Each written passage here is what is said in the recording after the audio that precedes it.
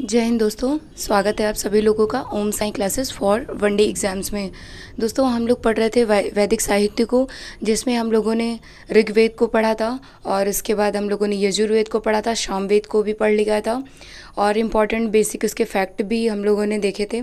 तो आज हम लोग पढ़ेंगे अथर्ववेद को और शतपथ ब्राह्मण को पढ़ेंगे और इसके बाद हम लोग ऋग्वैदिक काल में जो नदियाँ थी हम लोगों ने फिनिश नहीं किया है वो, और ऋग्वैदिक काल के देवता, वो सारी चीज़ें आज हम लोग पूरी कवर करेंगे। आज हम लोग वैदिक साहित्य को समाप्त करेंगे। दोस्तों अभी जो इस टाइम पे हम लोग पढ़ रहे हैं ये उत्तर वैदिक काल पढ़ रहे हैं, जो कि ये है, जो ये आपका पड़ता है 1000 BC से लेकर के 600 BC तक, ये ठीक है दोस्तों।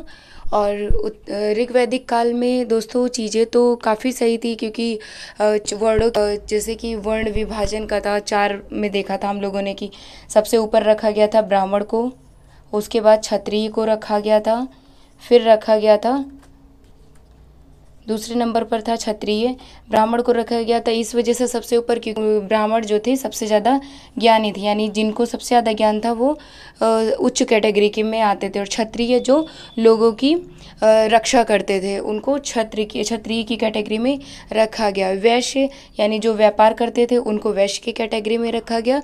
और शूद्र को जो सेवा करते थे लोगों की, उनको शूद्र की कैटेगरी में रखा गया था।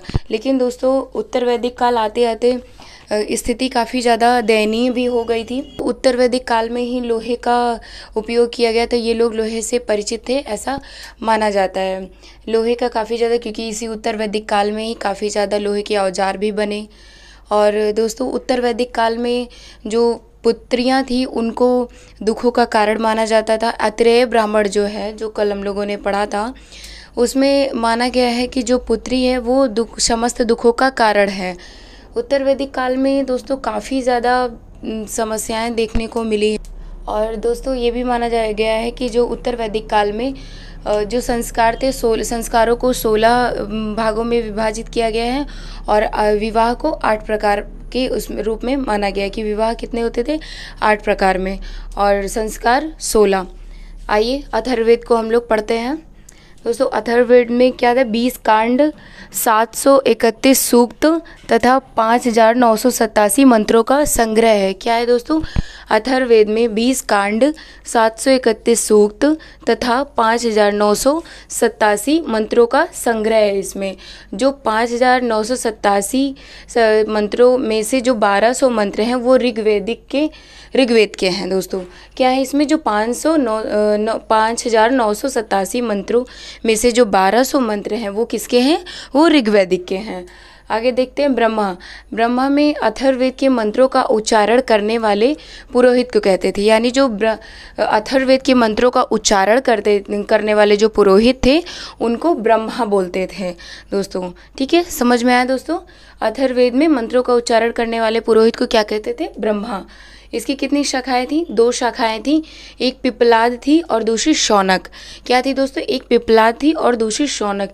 इसका उल्लेख कहाँ किया गया है दोस्तों, मगध तथा अंग, दूरस्थ प्रदेश और सभा और समिति में इनका उल्लेख वहीं पर मिलता है। दोस्तों प्रजापति की दोस्तों 2 पुत्रियां थी। एक ब्राह्मण, आगे देखते हैं हम लोग ब्राह्मण ग्रंथ, इसमें दिया है गोपथ ब्राह्मण, ये एकमात्र ब्राह्मण थे, गोपथ ब्राह्मण। शतपथ ब्राह्मण दोस्तों काफ़ी ज़्यादा इससे क्वेश्चंस बनते हैं, पढ़ते हैं हम लोग शतपथ ब्राह्मण के बारे में। शुक्ल यजुर्वेद का ब्राह्मण ग्रंथ, क्या था दोस्तों, ये शुक्ल यजुर्वेद का ब्राह्मण ग्रंथ था। इसमें क्या क्या दिया हुआ है इसका परिचय देखते हैं। इसमें क्या है, पुनर्जन्म का सिद्धांत दिया हुआ था, जल प्लावन कथा दी हुई थी, पूर्वारुआ उर्वशी आख्यान दिया हुआ था, पुरुष मेघ यज्ञ का वर्णन दिया हुआ है। किस में दिया हुआ है, शतपथ ब्राह्मण में। और कुरु और पांचाल वैदिक सभ्यता के सर्वश्रेष्ठ क्या थे, प्रतिनिधि थे। आगे क्या है, राजसु यज्ञ। दोस्तों राजसु यज्ञ का जो वर्णन मिलता है वो हमें शतपथ ब्राह्मण में देखने को मिलता है। आइए हम लोग आगे पढ़ते हैं। पृथ्वी के देवता किसको माना गया है? सोम को और अग्नि को। सोम जो है ये तीसरे सबसे महत्वपूर्ण देवता माने जाते थे और अग्नि को दूसरे सबसे महत्वपूर्ण देवता माने जाते हैं। सोम जो है इनका जो तीसरे महत्वपूर्ण देवता है, ये ऋग्वेदिक के 9वें मंडल में इनका उल्लेख हुआ है। और अग्नि आकाश के देवता किसको मानते थे? विष्णु, सूर्य, वरुण, पूषण। बेसिकली सूर्य को ही मानते थे, विष्णु को भी। और अंतरिक्ष के देवता किसको मानते थे? इंद्र को मानते थे। किसको मानते थे दोस्तों? इंद्र को मानते थे अंतरिक्ष का देवता। आइए देखते हैं विराट पुरुष में देखेंगे दोस्तों कि किसकी उत्पत्ति कहाँ से हुई है। जैसे कि ब्राह्मण की उत्पत्ति कहाँ से हुई है, क्षत्रिय की उत्पत्ति और वैश्य की उत्पत्ति, शूद्र की उत्पत्ति कैसे हुई है, वो हम देखेंगे विराट पुरुष में।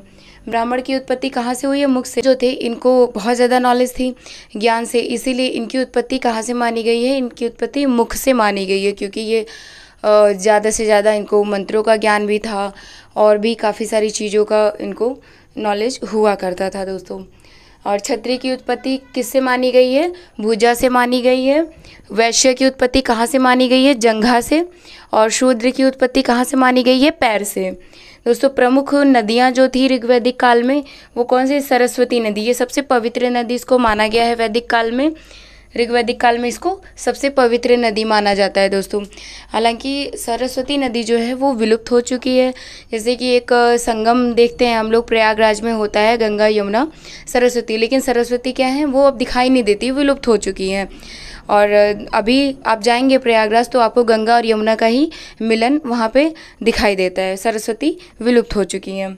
सिंधु ऋग्वेद में सर्वाधिक बार इसका उल्लेख है। सिंधु नदी का क्या है? ऋग्वैदिक काल में सर्वाधिक बार इसको उल्लेख किया गया है। इस नदी का वर्णन काफ़ी बार हमें देखने को मिलता है। ऋग्वैदिक काल में जो नदियाँ जो दोस्तों जो ऋग्वैदिक काल में उस समय जो नदियों का नाम था, अभी आज वर्तमान में उनका क्या नाम है वो भी देखते हैं और साथ साथ में याद करते भी चलेंगे। जैसे कि अस्कनी नदी, इसको आज क्या कहते हैं? चेनाब नदी। कौन सी नदी है ये? चेनाब नदी। अस्कनी नदी, चेनाब नदी। विपाशा, इसको क्या कहते हैं? ब्यास। आसानी से याद हो जाएगा, विपाशा नाम आप लोग को तो पता ही है। और इसको क्या कहते हैं? ब्यास नदी। और परुष्णी, रावी। और वितस्तिता, झेलम। सदानीरा, इसको ये कौन सी नदी है? गंडक। सुतुद्री नदी कौन सी है? सतलज। और दृश्य द्वितीय नदी कौन सी है? घग्गर। आई होप दोस्तों आप लोग इसका क्या करिएगा, स्क्रीनशॉट ले लीजिएगा, क्योंकि ये नदियाँ आप लोग याद कर लीजिएगा। और ये जो प्रमुख देवता हैं ये भी आकाश के देवता, अंतरिक्ष के देवता और विराट पुरुष, ये आप लोग याद कर लीजिए। कल से हम लोग महाजनपद काल पढ़ेंगे और वैदिक काल, हमारा वैदिक साहित्य समाप्त हो गया है। इसके जितने भी क्वेश्चंस बन सकते हैं दोस्तों वो हम लोग क्विज के माध्यम से कर लेंगे। और आई होप आप लोगों को वीडियो पसंद आ रही होंगी दोस्तों। अभी तो शुरुआत खैर कर रही हूँ, बट आप लोग अगर सपोर्ट बना कर रखेंगे तो ये कार्य चलता रहेगा और डेली आप लोगों को कुछ ना कुछ अपडेटेड चीज़ें मिलती रहेंगी। तो दोस्तों अगर आप लोगों को वीडियो पसंद आती है तो लाइक ज़रूर करिएगा। अगर आप लोगों को कुछ भी लगता है कि ऐसे सुधार करना चाहिए तो आप लोग कमेंट बॉक्स में उसको बता सकते हैं। ठीक है दोस्तों, तो चलिए मिलते हैं फिर हम लोग अगले वीडियो में। आप लोग तब तक पढ़ाई करते रहिए। अगले लेक्चर में हम लोग मिलते हैं। जय हिंद दोस्तों, थैंक यू।